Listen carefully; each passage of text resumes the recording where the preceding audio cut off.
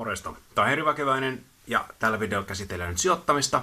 Ja käydään tuossa läpi viikon 3.7.2018 elokuussa, mitä siinä viikolla oli arvioitu noista SP500 futurien, Ethereumin, sitten Litecoinin ja vielä IOTAn suunnasta, eli kryptovaluuttoja käsitellään siinä ja Yhdysvaltain pörssiä. Käydään läpi tässä videolla se, että miten noissa arvioissa sitten käy ja käydään lyhyesti läpi sitten tuota viikkoa yleensä.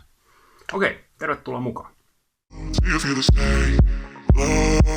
Ja ihan ensimmäisenä haluan muistuttaa, että ei ole kyse sijoitusneuvonnasta. Jokainen kannattaa tehdä ne omat sijoituspäätökset yksin ja varustautuu ihan siihen, että pystyy sitten seisomaan niiden omien päätösten takana, eikä syytellä markkinoita ja valtioita ja muita sitten, jos sijoituspäätökset ei osu kohdalla. Sillä tavalla kasvaa hyväksi sijoittajaksi pikkuhiljaa.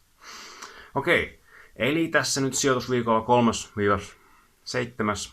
elokuuta 2018. Siellä lähtökohtana tuolla Yhdysvalloissa oli sellainen tilanne, että siellä oltiin aika huipuilla sillä markkinalla. Ja oikeastaan siinä mietittiin vähän sitten, että Trumpista on ollut aika paljon puhetta. Ja en kuitenkaan itse pidä sitä Trumpin tilannetta sellaisena, mikä sitten liikuttelisi sitä markkinoilta niinkään. Monet vaan lähtee reagoimaan siihen, että nyt se Trump sanoo tätä ja nyt se sanoo tuota ja siitä markkinat sitten lähtisi laskemaan. Mutta markkinat kuitenkin on toiminut sillä tavalla, että kun Trump esimerkiksi sanoi tästä verouudistuksesta, sehän teki markkinoille tosi hyvää. Eli se oli tämmöinen reaalinen oikea tilanne, mikä vaikutti markkinaan. No sen jälkeen nämä tulkiistat on tietysti vaikuttanut siihen markkinaan, mutta kaikki mitä se Trump sanoo, niin eihän se vaikuta siihen markkinaan suoraan. Ei Trump kuitenkaan kontrolloi ja päätä siitä, että mihin se markkina menee. Markkinat reagoi jo monesti paljon muihinkin asioihin kuin siihen, että mihin. Tietysti Donald Trumpilla on hänellä valtaa, mutta kyllä hän reagoi muutenkin siihen sellaisiin reaalisiin asioihin. Esimerkiksi korkopäätöksiin ja yleensä näihin talouslukuihin. Ei pelkästään se, että Trump sanoo jotain, niin ei se liikuta markkinaa sinänsä. Okei, eli tällä viikolla sitten tuolla Yhdysvalloissa oli tosiaan huiput tehtiin edellisellä viikolla ja arvioin siinä, että tulee sitten sellainen laskuvaihe, ainakin lyhytaikainen laskuvaihe. Ja niin siinä sitten kävikin, että edellisellä viikolla tuli ne huiput keskiviikkona ja nyt tällä viikolla sitten ennakoin alussa, että alkuviikosta kokeiltaisiin niitä huippuja. Hyvin lähelle päästiin siinä 2918. Ennakoin siinä sitten $6 päähän jäätiin ja sen jälkeen ennakoin, että tulee lasku ja niinhän sillä sitten tuli se laskuvaihe.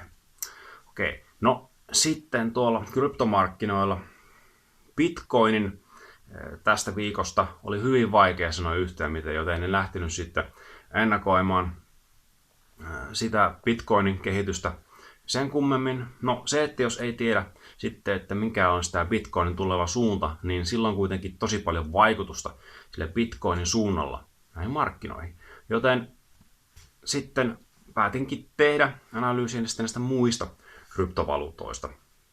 Esimerkiksi Ethereumista, Litecoinista ja IOTasta. Mikä olisi mahdollisesti niiden suunta sitten tällä viikolla. Ja yleensä se muodostaa sen analysoinnin vähän hankalammaksi, koska se Bitcoin kuitenkin määrittää sitä kryptomarkkinaa tosi paljon. Mutta lähdin sitten tekemään analyysiä. Tuolla Ethereumin kohdalla siellä oli hard fork, sellainen tapahtuma, joka oli erittäin merkityksellinen Ethereumin kannalta. Ennakoin siinä, että alkuviikko oli sellainen, että en osannut sanoa yhtä, mitä tapahtui, joten ennakoinkin, että loppuviikosta voisi tulla pientä nousua sitten tuonne $320. No, näin ei käynyt, vaan tuli sitten sivuttaisliikettä.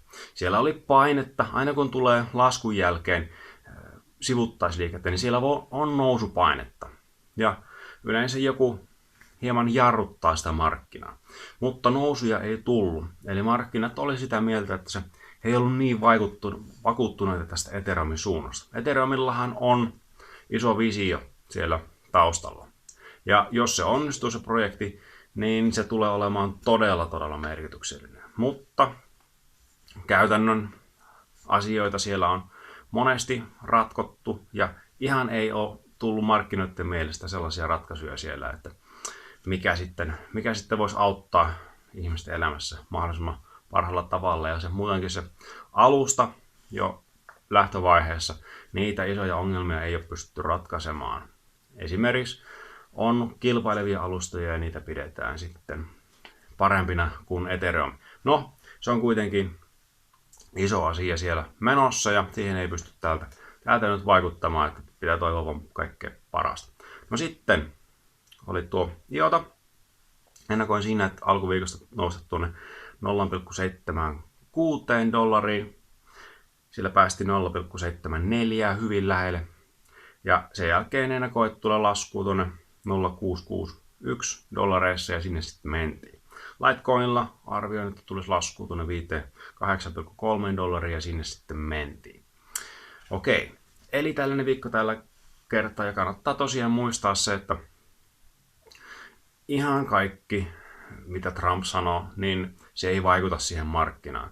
Monesti markkinoilla, varsinkin jos tulee jonkinnäköinen lyhyempi tai pitempi laskuvaihe, niin koitetaan etsiä syyllistä.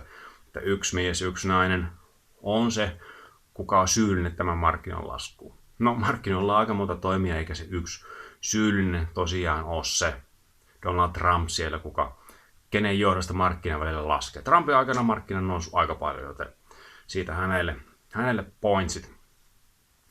Okei, toivottavasti opit tältä videolta jotain.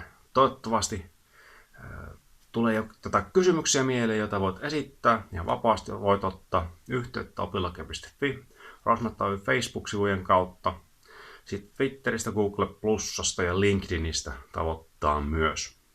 Eli, ja sieltä myös löytyy sitten nämä analyysit, nämä mini-analyysit, jos haluaa käydä katsomassa, että pitikö se nyt paikkansa, niin sieltä ne löytyy sitten myös, jos haluaa käydä katsomassa. Okei, itsellä alkaa nyt flunssa helpottumaan ja pystyy tekemään vähän paremmalla aikataululla näitä videoita, mutta nähdäänkin sitten seuraavalla videolla ja hyvää loppuviikkoa. Moro!